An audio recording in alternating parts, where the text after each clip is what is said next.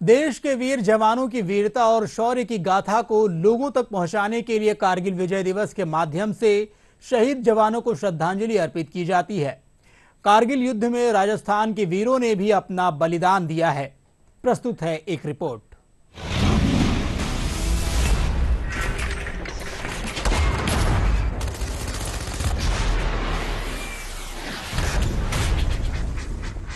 देश के वीर जवानों की गाथा को जन जन तक पहुंचाने के लिए हर साल 26 जुलाई को कारगिल विजय दिवस के रूप में मनाया जाता है। साल 1999 में भारत और पाकिस्तान के बीच लगभग 60 दिनों तक चले युद्ध का अंत हुआ, जिसमें भारतीय जवानों ने कारगिल की पहाड़ियों पर पाकिस्तानी सेना को हराकर विजय प्राप्त की थी। कारगिल के इस युद्ध में भारत माता के कई सपूत शहीद हुए। इस जंग में अपनी बहादुरी और वीरता के साथ लड़े। राजस्थान के भी कई वीरों ने कारगिल के इस युद्ध में अपने शौर्य से पाकिस्तानी सैनिकों के छक्के छुड़ा दिए थे। सोची समझी साजिश से आए थे। NH1 को काटना चाहते थे, देश का टुकड़ा करना चाहते थे, कब्जा करना चाहते थे, लेकिन हमने 20-20 आदमियों ने जाकर के उनको अलग अलग डिगिंग करके मोर्चा संभाला। हम उनसे लड़ना शुरू किया तो वो घबरा गए।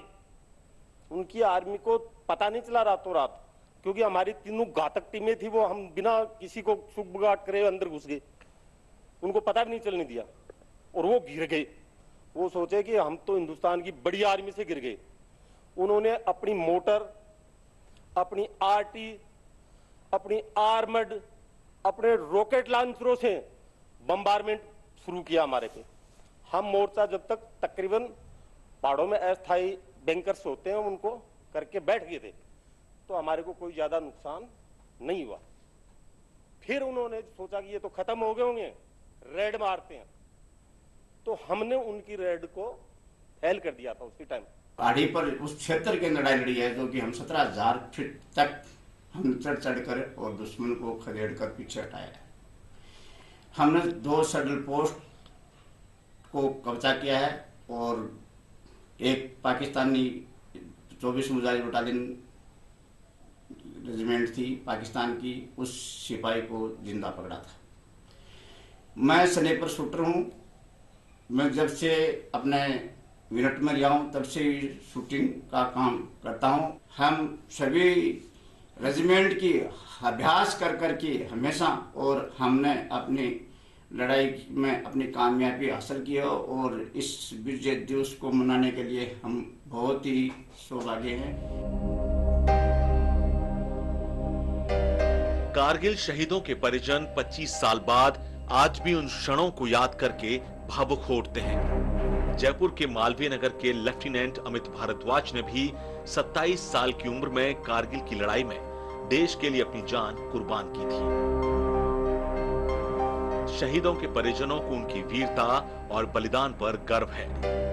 शहीद अमित भारद्वाज की बहन सुनीता धोकरिया ने बताया कि पिछले 24 सालों से वो अपने भाई के यूनिट के सभी जवानों को राखी भेजती हैं। वो कहती हैं कि ऐसा करके उन्हें अपने शहीद भाई की मौजूदगी का एहसास होता है।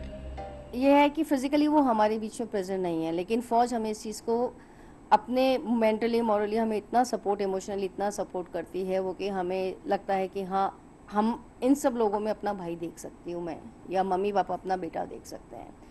ये हमें शुरू से अमित की यूनिट से भी डेफिनेटली मुझे पूरा सपोर्ट मिला है। वो तो उसका घर था, परिवार है उसका, वो तो वो हमको अपना परिवार मानता है। एज अ बेटी की मैं पिछले 25 साल से अमित की यूनिट में राखी भेज रही हूँ, और वो राखी मेरी जो भी CO होते हैं वो कलेक्ट करवा लेते हैं। तो वही है कि मतलब एहसास नहीं होने दिया। फौज का भी पूरा सपोर्ट होता है हमें, तो ये लगता है कि हाँ, उसने अपने देश के लिए, अपने यहाँ के नागरिकों के लिए उसने जो एक अपने प्राणों की आहुति दी है, तो आज अगर हमें उसके नाम से जाना जाता है तो एक हमारे लिए बहुत गर्व की बात है। मैं आज अपने पिता को जब भी देखता हूँ, उनके किस्से सुनता हूँ 1999 की लड़ाई के, अपने दादा की लड़ाई के, अपने परदादा की 1961 की लड़ाई में, अंग्रेजों की लड़ाई में जो परदादा ने जो कीर्तिमान हासिल किए थे, उनसे गौरवान्वित महसूस करता हूँ। और आने वाले समय में जब भी भारतीय सेना को मेरे और मेरे साहस का परिचय देना पड़ेगा तो मैं हमेशा तत्पर रहूँगा और अपने पूर्वजों का नाम रोशन करूंगा और अपनी मिट्टी झुंझुनू जिले का भी गौरवान्वित करूंगा।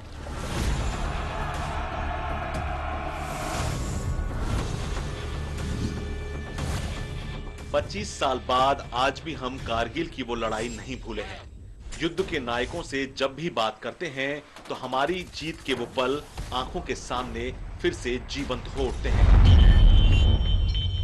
ब्यूरो रिपोर्ट, दूरदर्शन समाचार।